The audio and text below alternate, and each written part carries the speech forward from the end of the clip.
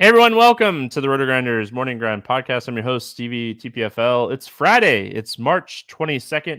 It is 2024. We have an 8-game NBA slate to talk about here on today's podcast. We got March Madness going. We had a wild baseball game on Thursday morning. Yamamoto struggled. Musgrove struggled. The batters did not struggle. Just an absolutely wild way to start the season. Like, it was just, what was it, 15-11? Just a lot of runs scored, a lot of hits, a few errors, but just a really wild baseball game. But joined today by my good buddy Keith Eister, Eys819. Keith, thanks for filling in for Chief. What's happening, my friend? Yeah, lots of things happening. Talking a little NCAA tournament before the podcast got kicked off here. Both of us really excited about baseball. We both thought Yamamoto was going to be a stud despite struggling in spring training.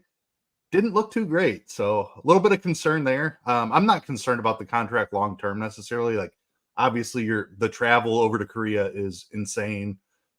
Just the pressure of your first major league start. Like, there's all kinds of things weighing on Yamamoto. That's not even to mention the Ohtani distraction stuff. Like, there was just crazy amounts of chaos going around the Dodgers clubhouse that morning. So I'm willing to give Yamamoto a pass on that one. We'll see what he looks like in his next start or two.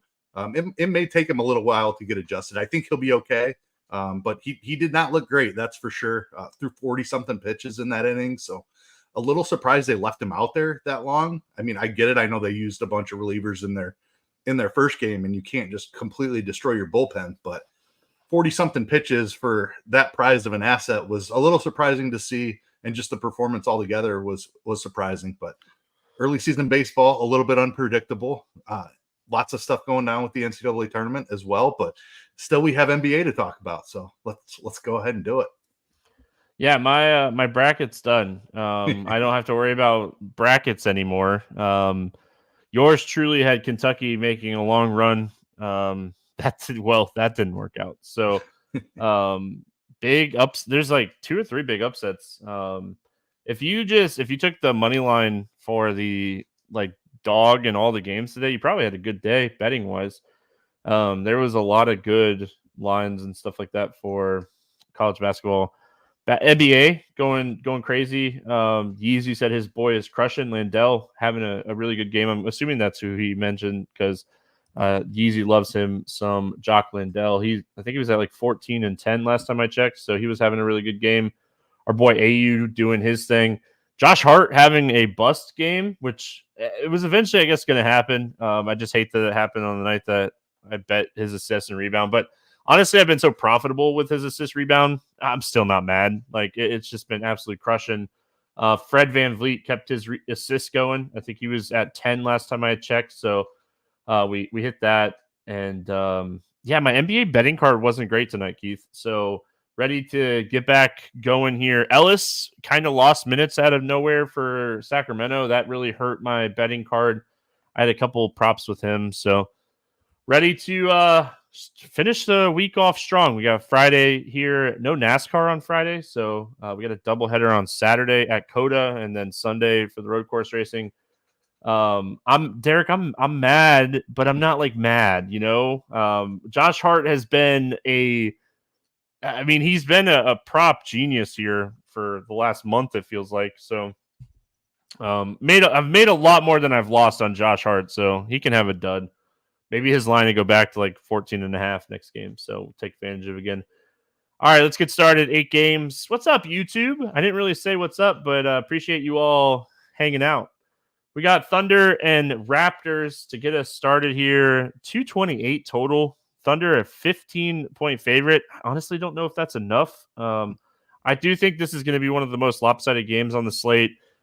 Barnes is out, RJ's out, Boucher's out, or Boucher is out, Carton's out, Podol's out, Quickly's out. Thunder full strength. Toronto's one of the worst teams in the NBA right now. They are struggling with injuries. They're just absolutely awful defensively right now. We've seen them get blown out recently by the Kings, the Magic. They are just not playing good basketball, and Quickly being out just adds to it. They got worse now that Quickly's out, so Yeah, I mean, if this game stays close, Holmgren, SGA, Williams, they all probably smash in this spot. Keith, I don't see a way this game stays close. I hate predicting blowouts, but I, again, think this is one of the most lopsided games we have on the slate. Yeah, I'm completely with you there. Toronto is just atrocious, especially with these recent injuries that they were already one of the worst defensive teams since they made some trades. Now, like there's just nothing left there with Barrett and Quickly out also. Like Sacramento just blew them out, and Sacramento is a team that lets bad teams stick around. We just like Washington just beat Sacramento outright before we jumped on here. I'm with you. Like I love the matchup for Oklahoma City, but I don't see any way that Toronto stays in this game. So that makes it really difficult to pay up for any of these guys. And Oklahoma City's rotation is so deep that it's hard to even find guys that you want to play in a blowout.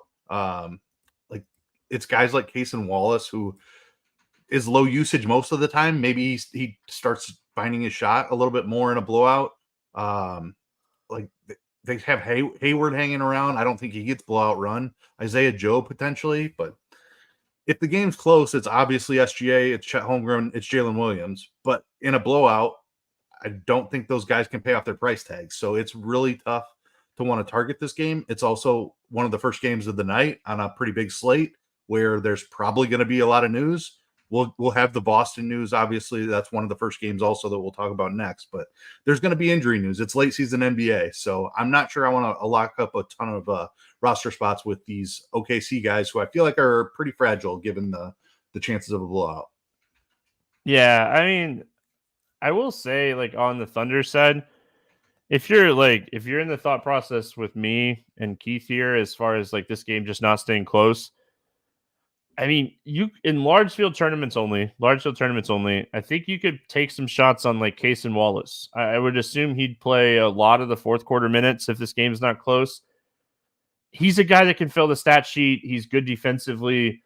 He's someone that is capable of going big time fantasy wise. We've seen him in blowouts put up, 30 plus fantasy points at times. So I think in large field stuff, you could take some shots on Cason Wallace because I mean, as fast as they can get Williams off the floor, as fast as they can get Hayward off the floor, like they're going to, and like why get SGA hurt in a game like this? So I really do think that Wallace in large field tournaments is someone you could sprinkle in, is the famous word there. There are a lot of studs to pay up for on this slate that have a lot of upside.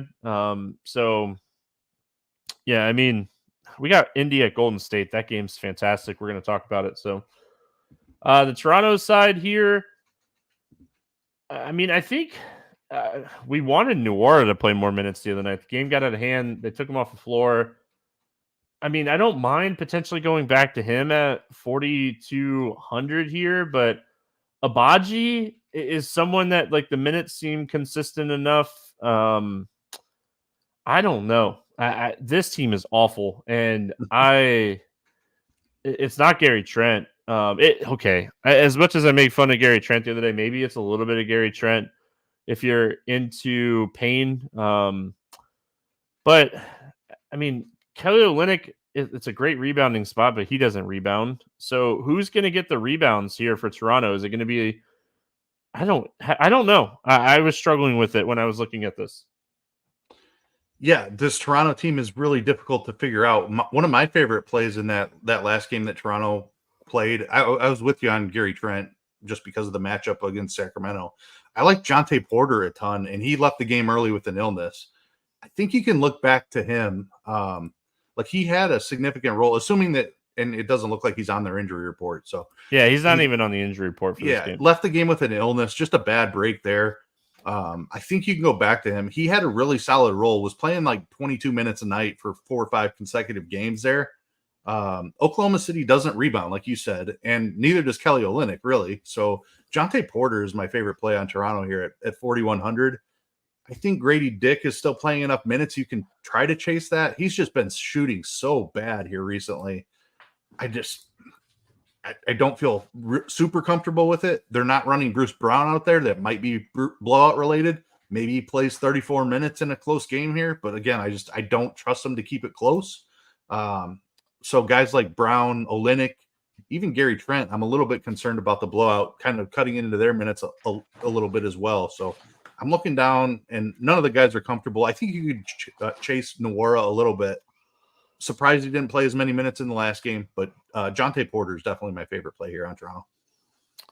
I love the Porter call. Yeah, the illness. I mean, you can't predict stuff like that. When someone leaves a game with an illness, chalk it up to a loss and you move on. Unfortunately, that is DFS at its finest, right? So, my wife turned my TV off in the office earlier. If anybody was curious why I was standing up, and I couldn't find my remote.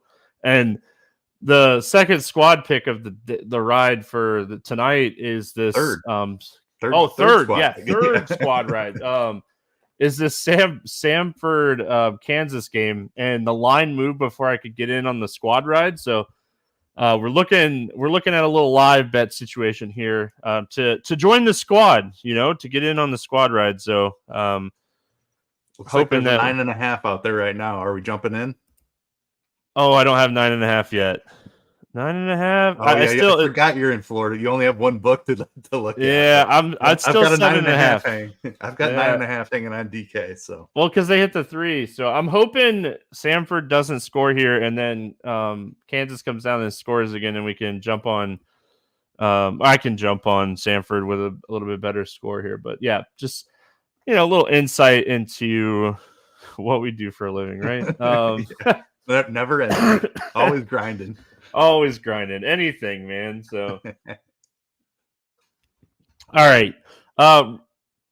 Yeezy brought up a good point. Trent did play in the blowout the other night. Maybe he is kind of blowout proof, but I don't know if I trust that, just being honest. Boston at Detroit. We got a 224 total in this one. And 224 total. Boston's a 13-point favorite. Brown questionable. Drew out. Horford, Porzingis, and Tatum all questionable. Fontecchio out. Taj Gibson out. Grimes out. Stewart out. Thompson out. Umati is out as well. Everybody. I mean, Detroit is now the injury bug team. They're banged up here. So let's go to Boston here first. What do we like here for the Celtics? It's pretty hard to break down Boston at this point because they're going to rest somebody almost assuredly. They're pretty much locked into the 1 seed. Milwaukee's several games behind with not a whole lot left in the season. So Boston's going to be resting guys down the stretch. It's a matchup against Detroit. They should win. Even if they were to rest 2 or 3 of Tatum, Brown, and Porzingis, they should still easily be able to get this one. You have to wait and see who's sitting. The Hauser thing is a legitimate injury, so I can't imagine that he plays, but he's probably the least impactful of the questionable tags. Whoever's in, we're going to have interest in. I think you're going to have interest in Peyton Pritchard either way, and that's assuming at least one of Hauser, Brown are out. I still think Boston can blow Detroit out, even if Tatum and Porzingis sit or Brown and Porzingis sit. We'll just have to see who's active here. It's really tough to break down the night before because Boston's going to be resting people. We just don't know who it is. I don't even know if they know who it is yet. Just have to wait and see. Pritchard's price has come up to 5,100, so it's not as clear of a path. But dude just played 30 minutes plus in 3 straight games now. I think that's going to be a theme as we head down the stretch of the season here. Just given their playoff seeding, they're pretty much locked in. So no reason for them to push guys. Wouldn't be surprised to see Brown or Tatum sit in this spot. That's going to elevate everybody else. Derek White's price is up, but guy put up a triple-double in one of these rest spots just two games ago. Has been really good as long as one of Tatum or Brown is out. So I think Derek White's another guy you're looking at. Just a ton of interest in Boston. I just don't know who it is. All right, I got the 9.5 line. I'm Nice. in. I'm officially riding with the squad. So there you go, 9.5. After some missed free throws, so gotta love it. As far as Boston, for me, I think we just keep riding with Pritchard. We know Drew's already out for this game. If anybody else sits, it's just a bump to him. I mean, looking at this, from the outside looking in, I mean, White is in a great spot if anybody else sits here, like you mentioned. So if Brown is out, do you think we could play White and Pritchard together? I really don't see why we couldn't in this matchup against Detroit. And if Porzingis and Horford both sit, do we fire up some Luke Cornett at 4,600? It is Detroit, so I don't mind. I think this is a good spot to attack Boston here. Yeah, I completely agree. I do think Cornett's playable if you get Horford or Porzingis out. I think I want both of them out. Yeah, if both of them are out, he's probably the best value on the slate, honestly. They still have Tillman and Keita, so he's not going to get necessarily, he's not locked into 35 minutes or anything, but he's 4,600. He's good per minute. I definitely think you're looking at Cornett if Horford and Porzingis are out. I don't even hate taking chances on him, just hoping he plays 20 minutes in a blowout if one of them is out. Yeah, the only thing about like the potential blowout is like they could give the run to Tillman or Keita even. Yeah, it's not like they're lacking bodies. Right. No, I mean, if Porzingis, I would need Porzingis and Horford to both sit here. It seems like a really good rest spot for both of those guys. So yeah. Detroit side, a lot of people out here for Detroit. Cunningham's playing. It's a tough matchup for him. Duren's playing. It's a tough matchup for him. Do we look at the value here for Detroit and say, hey, let's play some of these guys? I think you have to because they have so many guys out. Like, I don't want to pay up for Cade and Duren against Boston or even Ivy, really, for that matter. But these guys, like, we're going to have a 3K starter here more than likely. Tosan is a guy we talked up a little bit last time. We mentioned it might be him. It ended up being him, and he played 30 minutes. The guy just didn't do a whole lot while he was out there. Only he finished with 30 minutes and 16 DK points. So I think he's generally going to be better than that per minute. I don't mind going back to him, assuming that he's in the starting lineup. It is worth noting that Metu has since joined this team, and he saw 22 minutes of run in that last game. I'm trying to... I don't know if he had to have played the 4, right? Because they still have Wiseman behind Duren. So maybe Metu is in play at 3,700.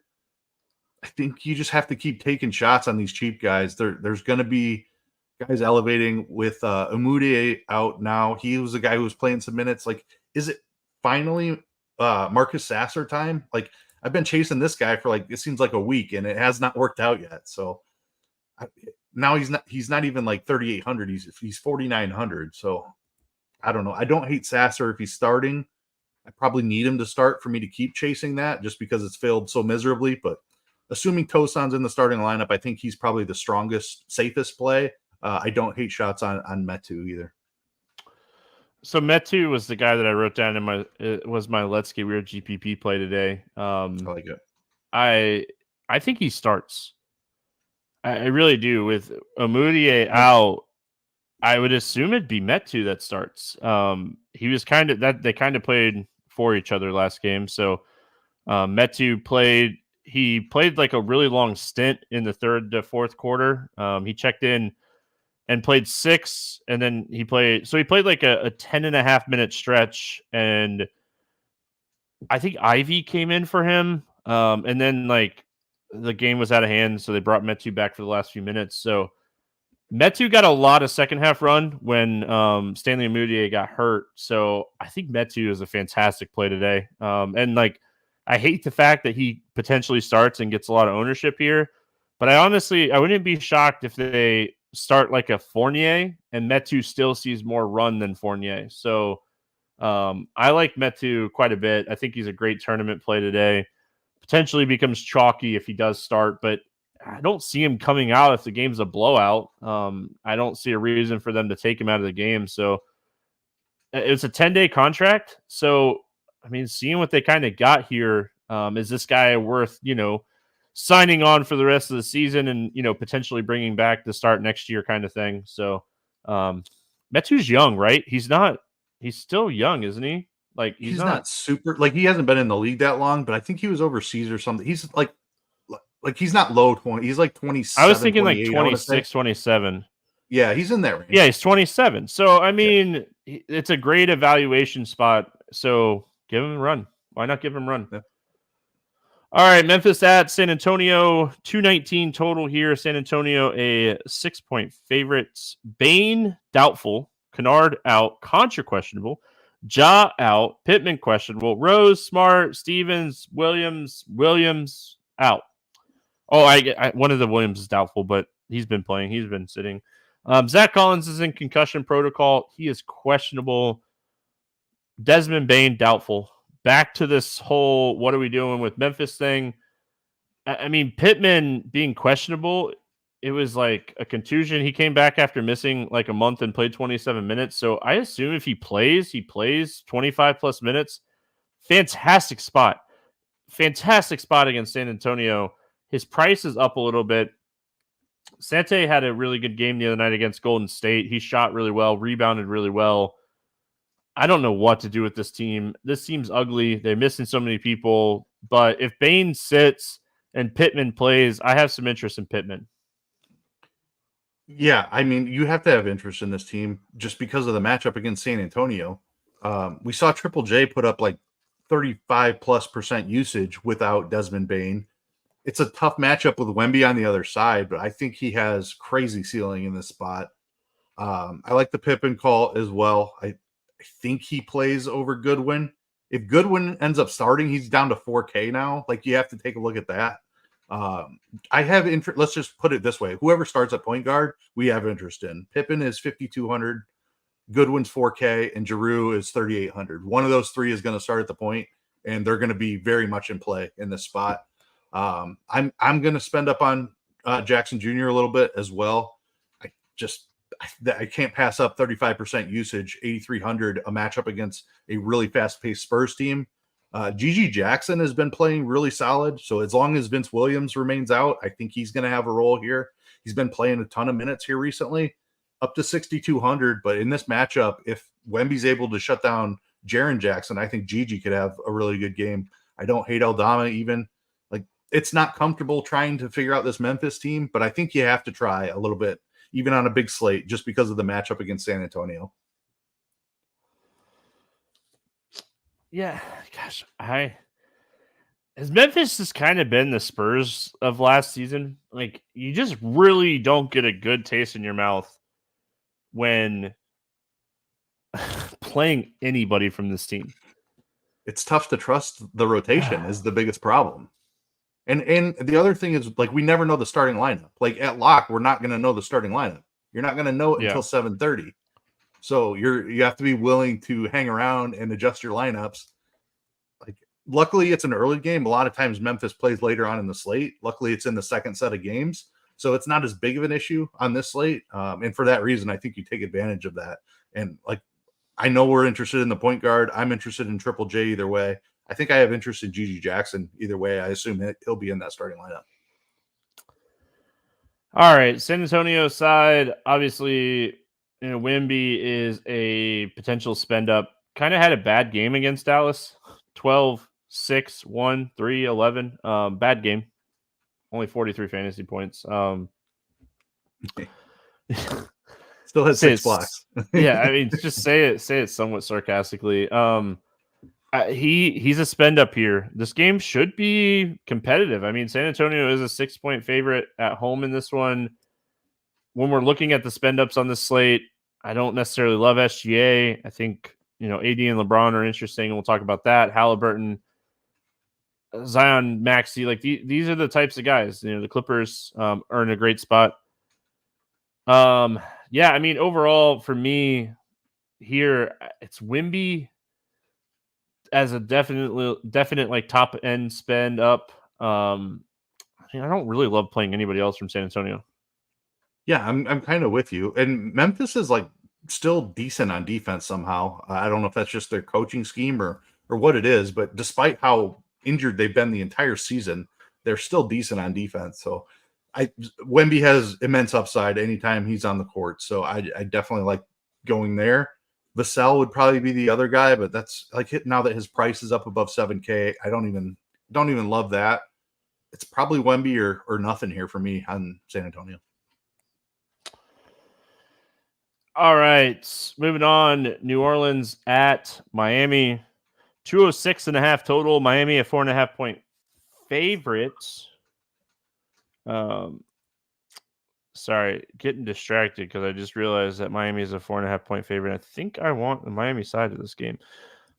Oh, yeah, you can get Miami -3 right now. I like that. Hey, there you go. Live bet. Not a live game bet, but somebody down for Kansas. Somebody just got hurt. New Orleans here.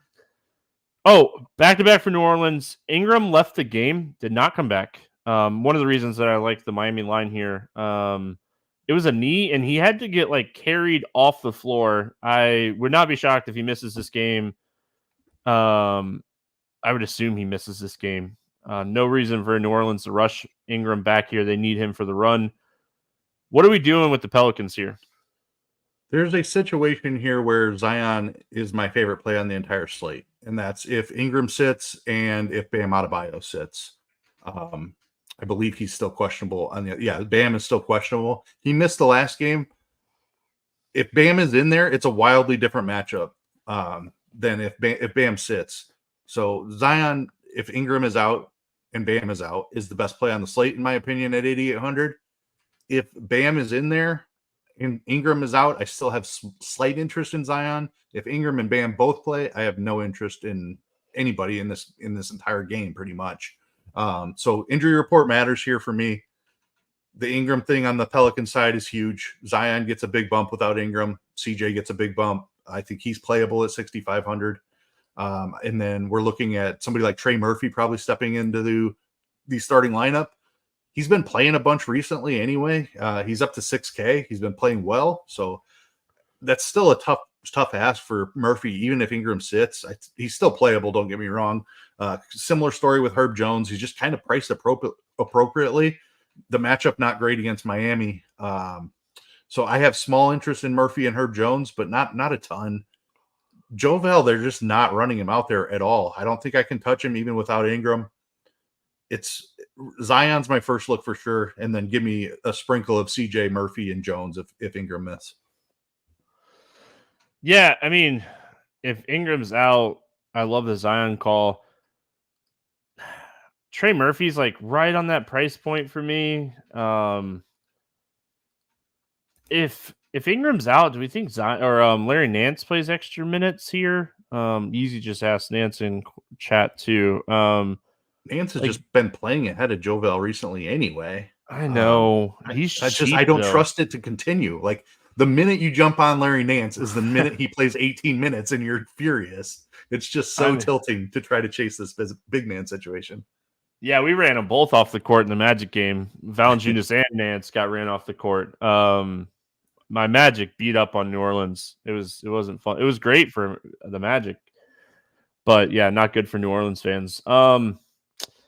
Yeah, I mean, Murphy's right at that price point where I feel like if Ingram's out, you're taking some shots. He does get a nice bump. Him and Zion get the biggest bumps here. I don't know how much I would play CJ. CJ's just been just a scorer recently, and I don't know, this isn't a great assist spot. Miami doesn't give up a ton of assists, so yeah, I think overall I would lean towards Zion and Murphy, and maybe a few sprinkles of a guy like Herb Jones here.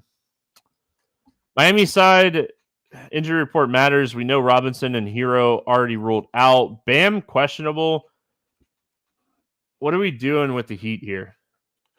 Yeah, it's a really tough matchup for them, too. New Orleans has been just lockdown on defense recently. If Ingram is out, maybe that – yeah, both teams.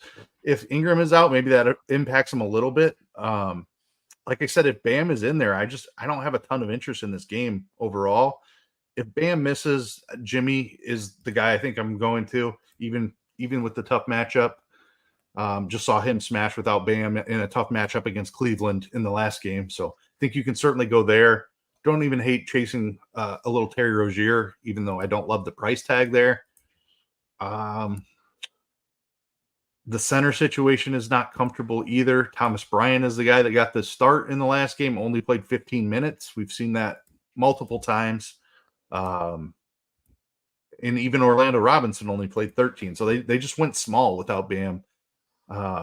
Bam out really doesn't do anything for me on Miami outside of Butler, maybe a pinch of Rozier.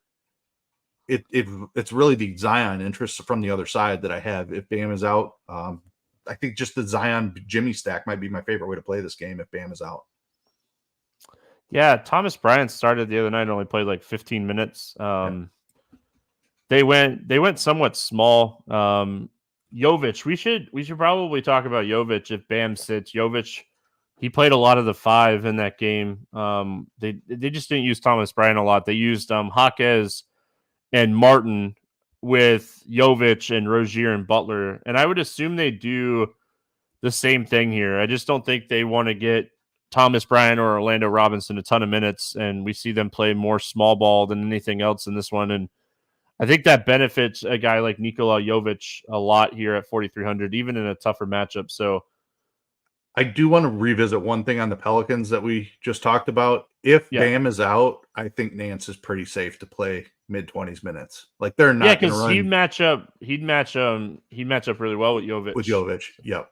I think you're safe to play Nance if Bam is out. Yeah, I'm with you on that. I think that size-wise, I don't think they're gonna get Robinson or these guys a ton of minutes.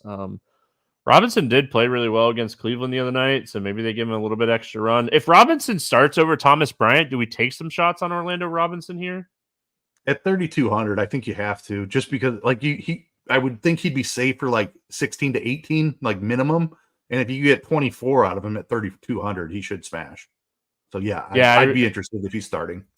Only if he starts though. Because I could see them. I could see both teams just saying, Jovic against Nance, and let's use smaller lineups both ways. Patty Mills played. Yeah, I guess that's something we have to talk about, right? Like 25 minutes the other night. Perhaps the start out of nowhere. Like, what year is this? Yeah. I mean, he's 3,600. If he starts again, you have to have that's back-to-back games with over 20 minutes, too. Yeah. I don't know if I would have a ton of interest in him. I would hope he'd get like some ownership and I could fade him and not worry about it. Yeah, he's the shooter without Duncan Robinson, right? Like they just don't have much shooting outside of Rozier. Martin, I guess, a little bit, but how bad are you when you get to the times where you're like, hey, Patty Mills is our shooter. Yeah. Our shooter is Patty Mills. Yeah, I mean, whatever, I guess. Gosh, I love NBA. Listen, 6 days, everybody. Yeah. 6 days. The real sport daily grind is back. I like NBA. I like NBA playoffs. All of the like rotation and people resting and like all that stuff, I understand that it is like very necessary for NBA teams. It is the worst thing for DFS, and it is such a mental struggle because it is exhausting. And it has nothing, I have nothing negative about the NBA. It's just, and I get it. Like, you have to make sure you guys are healthy for the playoffs, but like, playoffs roll around, and I know like these guys are going to all play 35 plus minutes. Let's go. Yeah. Anyway, the last month of the season is definitely a grind, and boy, are we in it. I'm not. I'm in it for one more week. Cleveland at Minnesota, 211.5. Minnesota 5.5 point favorite, and yes, we are going to be switching over to MLB. If there's a small MLB day and a big NBA day, we'll definitely do NBA, but we're, for the most part, going to be switching over to MLB starting next Thursday. Mitchell out, Mobley out, Strus out, Wade out, Edwards and Gobert and Reed, questionable, Cat out for Minnesota. We'll go Cleveland here first. Still missing some key pieces here for Cleveland. What are we doing with the Cavs here? Finally got the big Jared Allen game in this injury situation. Had been a little bit for that, but now he gets a really tough matchup. And that, assuming that Gobert plays, it's a difficult matchup for Allen. I mean, again, like it depends on what the Minnesota side looks like, because if Gobert is in there, I don't love this game overall. Like both teams are shorthanded, but both are still pretty decent on defense. We've seen LeVert step up even more than Darius Garland, I would say. in the absence of Donovan Mitchell. So I think I'd almost lean LeVert over Garland, which is just, it's weird to say, but that's just been the reality here recently. Niang is 4,600. He's still playable at that price in this situation. Okoro's going to play big minutes. We know he doesn't do a ton while he's out there. Sam Merrill just doesn't feel like it's going to happen at this point. Maybe it's just because I keep chasing him to have the hot shooting night. This matchup against Minnesota is not the spot. I think that I try to do that, but I don't. If Gobert is out, it's different. Then I love Jared Allen. If Gobert is in there, I'm lukewarm at best on Allen, and I'd play LeVert over him more times than not. And Garland, I don't know what to do with Garland at this point. Just he can't seem to find a ceiling unless Donovan Mitchell is on the court, which is weird, but I guess it makes sense. He's with Mitchell creating, he finds Garland more open shots, but I'm out on Garland for the moment, I think, especially in this matchup. Yeah, I'm with you. I'm out on Garland. I like LeVert. I think LeVert is the guy you keep playing here.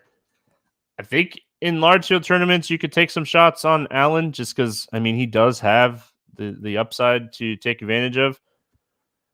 A lot of injuries, so no props out for this game. If Niang comes in at 10.5 points again, just keep pounding it. I mean, we've been riding this, and it's been very profitable for the last 3 or 4 games. I think we bet it the last 3 times.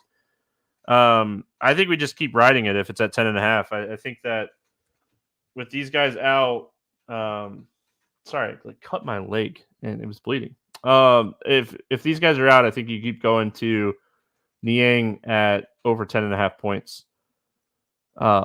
Yeah, I mean, just it's not up yet. I was just looking. I looked on our back end like scores and odds stuff, and it's not up yet.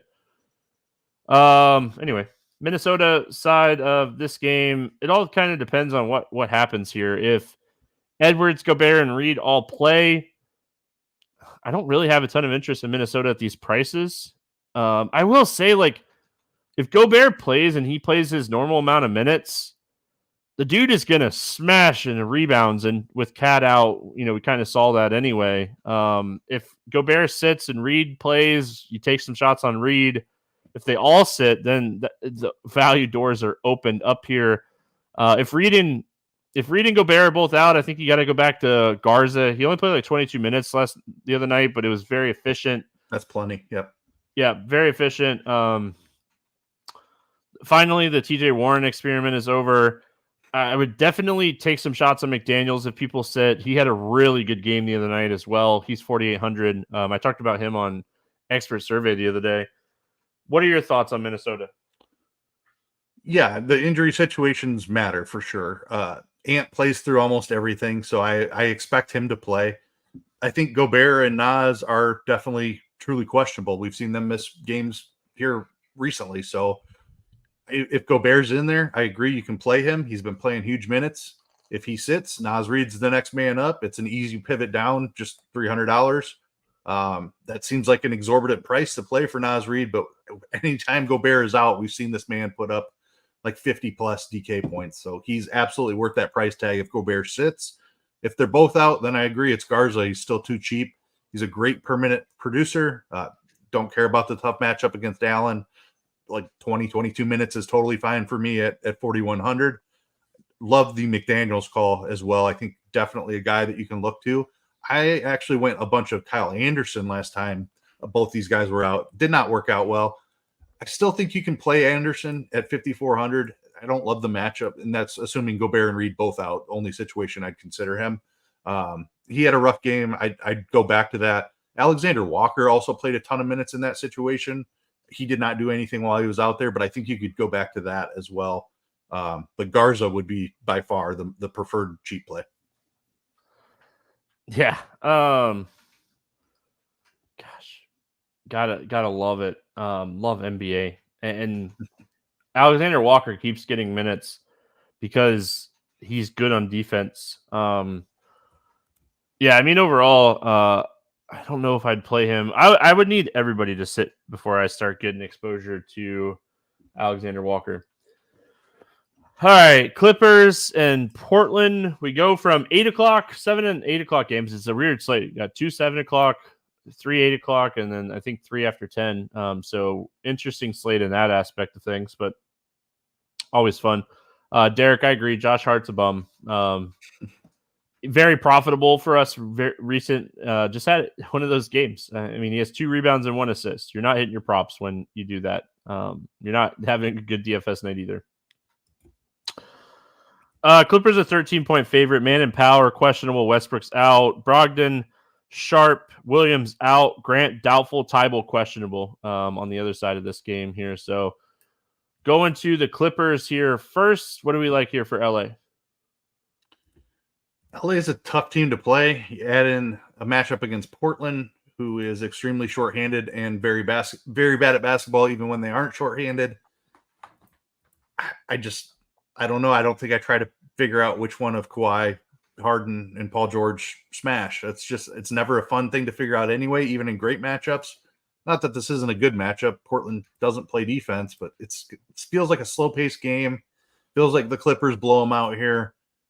I don't think I'm necessarily chasing anything. The problem, like, they're not 9K anymore is the only problem. Like, they're now 8,600 for Kawhi, 85 for Harden, and 84 for PG. So the prices are starting to get to the point where one of them probably gets there in this game. I just don't know which one it's going to be, which is the problem.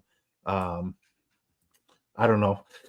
The other thing is the injury situation. If Mann and Powell are out again, it was Coffee that jumped into the starting lineup in the last one.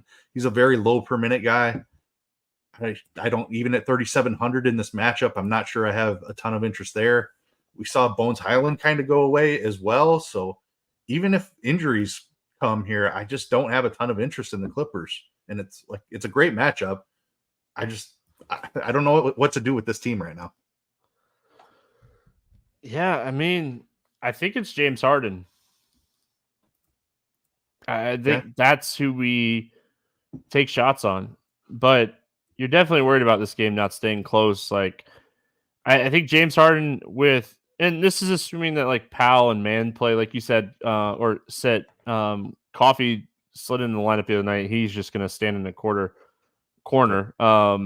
So I think that is going to benefit a guy like James Harden. James Harden's going to have the ball in his hands a lot in this game. We saw him have 14 assists. I think he had 19 or 20 is what I remember looking at for like a potential assist in that game against Portland. So yeah, I mean, James Harden, this game was at Portland. This game's back at Portland. Very odd scheduling, but it is what it is. But yeah, I think you go back to James Harden here. That's really it. I mean, Zubac had a big game, man. He was owning Portland the other night. I don't know if I chased that or not.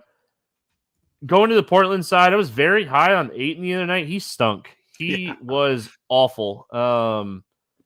Scoot Henderson played 35 minutes. I think that's where I look at here, 5,400. If he's going to get that type of run. We saw Banton lose some minutes just overall. So I really do think like Scoot, Chris Murray had a good game. I don't know how much I trust that. If you like Payne, you go back to Ayton. I mean, it's the same exact spot. I don't know how much Payne I want with DeAndre Ayton, though. Yeah, I wasn't buying what Ayton was doing, but then he started to do it for like 2 weeks, and it's like, okay, I guess we have to pay attention to DeAndre Ayton now. The second I jump on, he puts up just a massive dud. Oh yeah, I remember that Payne. Yep, feels familiar. Scoot Henderson, I am in complete agreement, is the easy click here. Not a great matchup, but the minutes are there. He's still underpriced for this starting point guard role that he's jumped into. Now that we've seen that 35-minute game, I feel confident that the minutes restriction is fully gone. When he started, only played 30. It was like, okay, that still feels like a little bit of a restriction. 35, we're talking now. I can definitely play Scoot at 5,400. Banton, the minutes were interesting. Like, we've seen him come off the bench and play 30 plus before. So 28 in the last game. I don't hate taking some shots on Banton.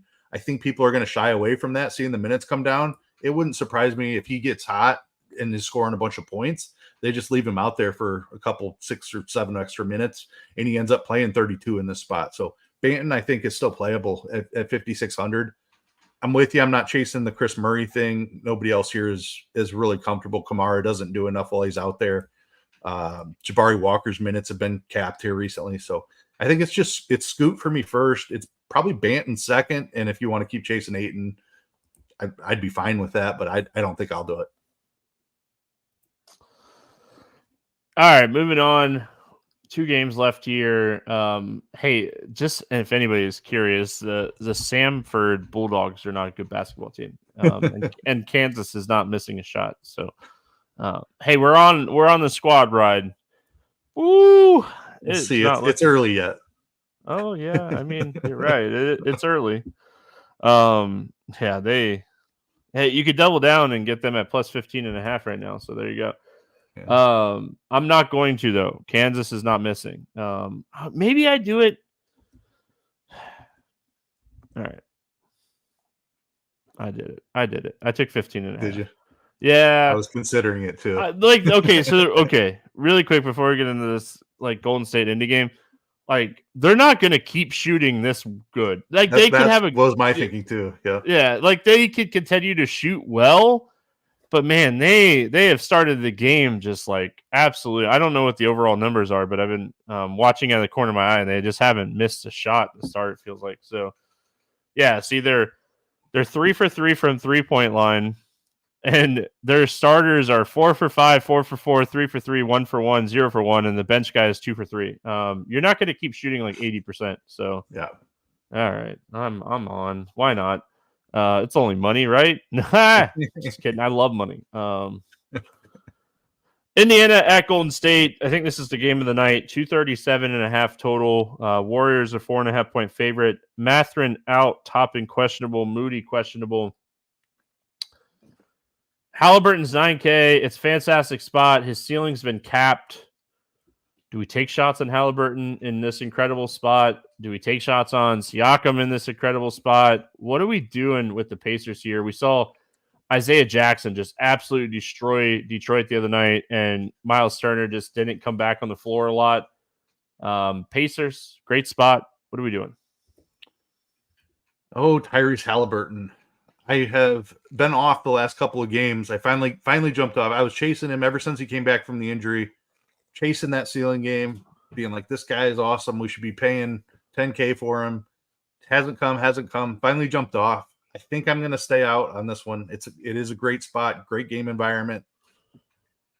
I think I'm just going to play Siakam and save the money, save the 1,200. I think Miles Turner is a solid play. Always a guy that can find a ceiling. Has been really bad the last couple of games, but there's certainly 40 DK points in him at 6,500. I'd certainly be interested in that.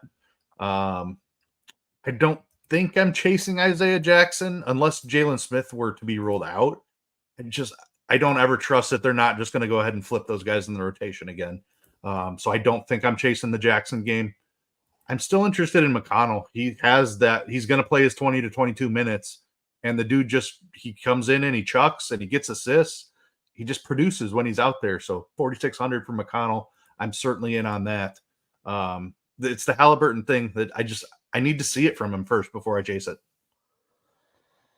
Yeah, I think I'm on Halliburton here. I like this spot a lot. And Keith, he had 17 fantasy points in the first quarter and 23 in the third quarter.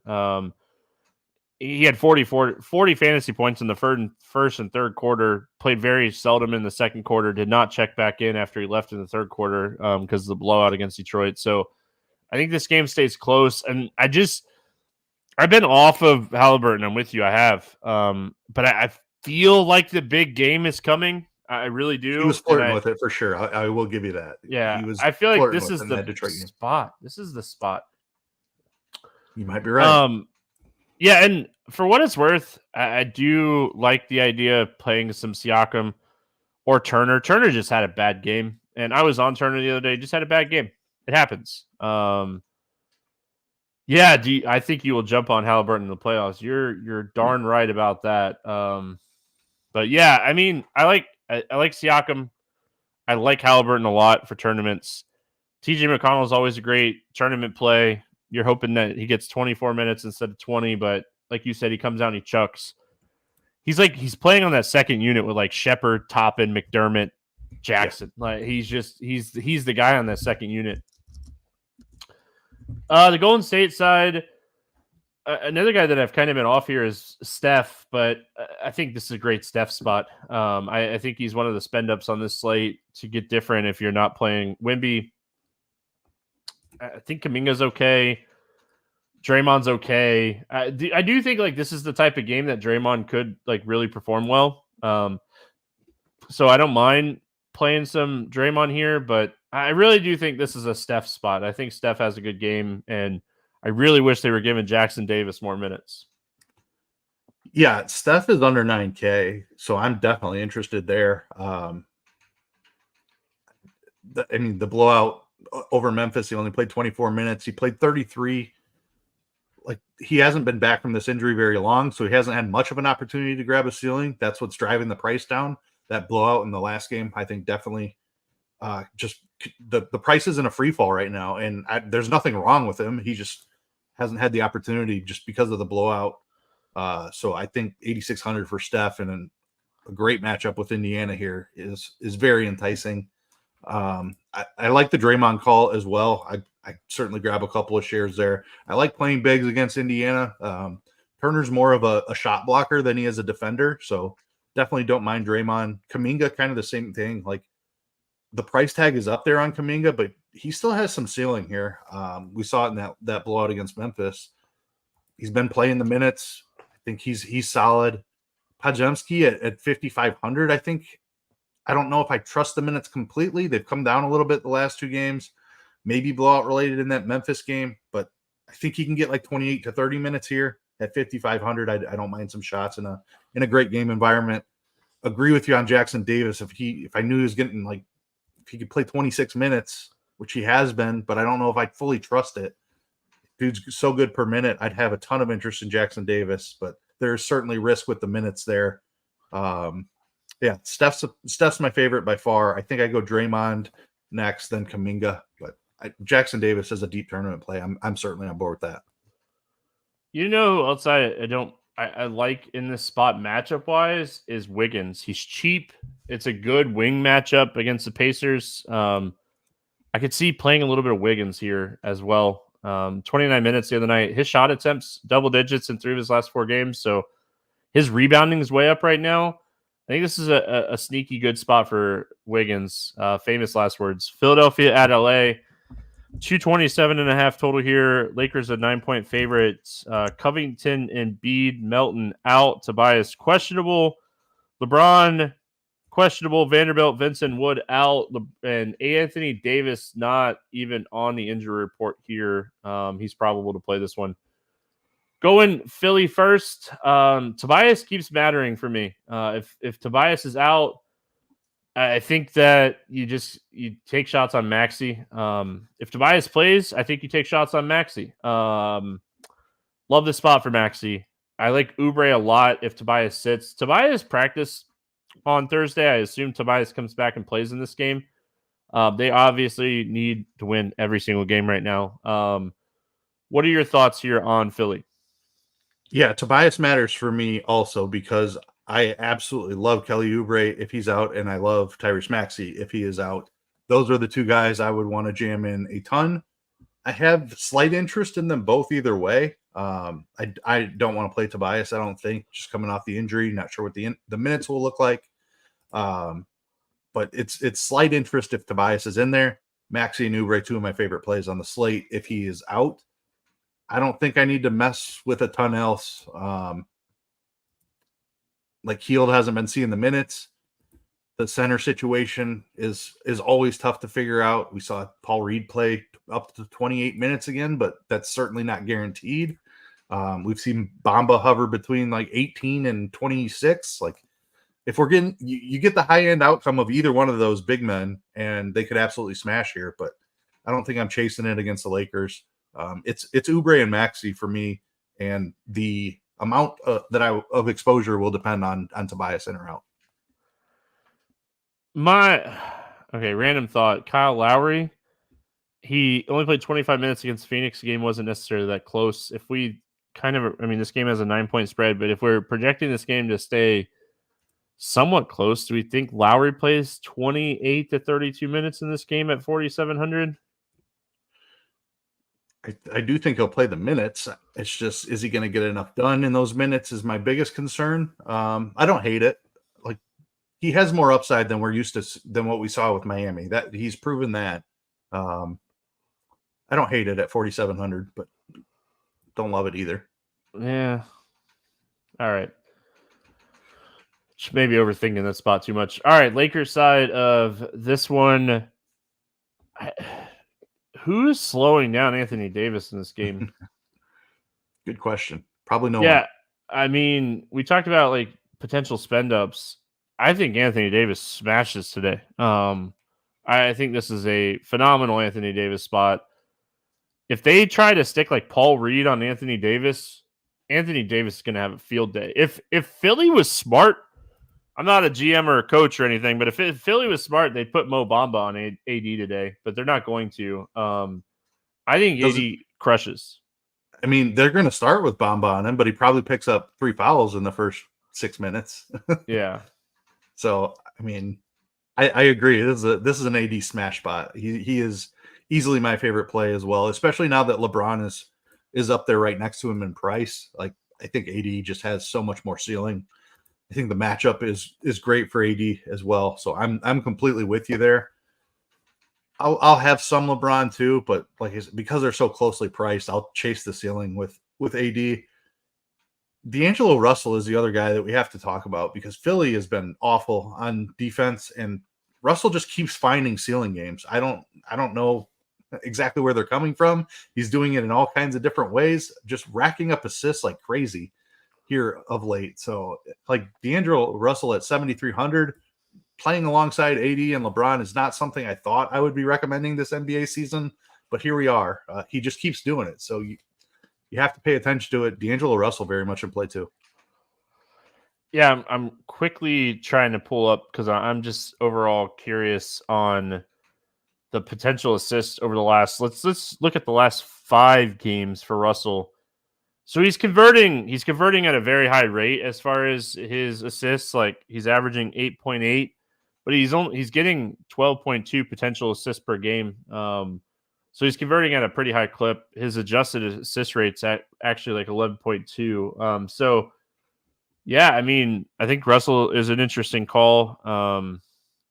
I'd be interested to see what his assist prop opens up at because that's a really solid like potential assist number and assist rate. So yeah, doing well. Balling out. You love to see it. D'Angelo Russell. I like that call. Anything else before we move on here? Nope, I think that's it for the Lakers. All right, morning grind game. Favorite play under 5K to go 7X. Who do you got? I'm going to go Jonte Porter, 4,100. Love the rebounding spot for him against Oklahoma City. Illness was a fluke thing. I think he's back to his 22-minute role here. Yeah, I like that. If Porzingis and Horford sit, I love Luke Cornett today. But I will say, like, without knowing, I'm going to go to my boy Niang for Cleveland. We kind of already know the situation for the Cavs right now, injury-wise. Mitchell's going to continue to be out. Strus and Wade are out. Niang should continue to play 30-plus minutes. He's shooting well. Like, if he could just pick up, like, 4 or 5 extra rebounds, it eventually happens. So I like Niang here. Over 8K to go under 5X. Who is your Bucks here or bust here? I'm going to go give me Kawhi Leonard. I think there's just too many paths for him to not get it done. The blowout is a big risk. We've seen Harden pick it up here recently. Paul George has been playing great as well. So I think Kawhi has a little bit lower ceiling than he's shown over the past month or so. I'll go Kawhi. Let your lineups tell a story. If you think this game stays close, smash this guy. Like if you're building some lineups where you think this game stays close, smash this guy. I don't think this game's going to stay close. I'm out on SGA today. I play SGA religiously. I think this is a spot where this game's just not going to stay close enough. So I'm out on SGA. Favorite 6X play. Who do you got? I think Boston's going to keep resting some guys. And when they have been doing that, Derek White has been absolutely smashing. Gets an awesome matchup against Detroit. I will take Derek White today. I'm going to go way up to the top today. I try to find mid-range most days, but I love Anthony Davis today. I think that he just absolutely smashes on the slate. Let's get weird. GPP play of the day. Who do you got for us? I'm going to go Delano Banton. Saw his minutes come down in that last game. Simons was in there but didn't play well. We saw Scoot Henderson play 35 minutes. That could certainly happen again, and it's a tough matchup against the Clippers. But I think Banton, like in a blowout, I think he'd get extra run. I think there's a chance he could just get hot shooting, and they give him a little bit of extra run. So at that price point, I still have interest in Banton. I already said mine. I'm going to go to Metu. Only 22 minutes the other night, but I think there's opportunity for him to start in this game and play really solid minutes. I kind of want Fournier to start and Metu to come off the bench. I like Metu a lot today. Betting portion of the show. Any pick'em or player props that you like here? That was a late replacement here, so didn't have much time to look through it. Didn't really see anything that was jumping out as a must bet right away. So didn't have anything prepared. Just looking through the board right now. Nothing really grabbing me right away. I don't think I have anything tonight. Yeah, I'd rather I tell you, and I know I tell all the hosts, if you don't have anything, don't give out anything. I mean, that is how we keep our reputation. So no, I appreciate you just being honest. That's what we do. I do have one that I really like today, and it just kind of goes to what we were talking about a few minutes ago. I like Steph Curry over 26.5 points. I think that this is a really good game just in general. So I'm going to go to Steph here to get the job done. I think this game stays super competitive, and this is just like this game screams Steph Curry scoring a lot. He put up 42 actual points the other night, or the last time these two teams played, and that was in Indy. That wasn't even at home here. So, yeah, shot 15 for 22. He hit 11 threes against them in their own building. Comes back home here. I think Steph is going to be cooking. All right, Keith, that's going to wrap it up. Any final thoughts before we get out of here? I believe the next time we will be on, we will be talking baseball. So looking extremely forward to that. Cannot wait. Yeah, Keith gets the opening day podcast this year. So look at that. You become a regular co-host and doing all the fill-in stuff that you get opening day baseball. Saw that we have some baseball shows for day of baseball, Grinders Live and Crunch Time. So just a ton of fun. I mean, I'm super happy that baseball is right around the corner. I have some goals, and I'm going to be doing a lot of betting content for Scores and Odds this year as well for baseball. I know Keith does a lot of stuff over there, but I am so pumped for baseball. That's going to wrap it up for Friday. We're back Monday. Have a fantastic weekend. We'll see you again on Monday.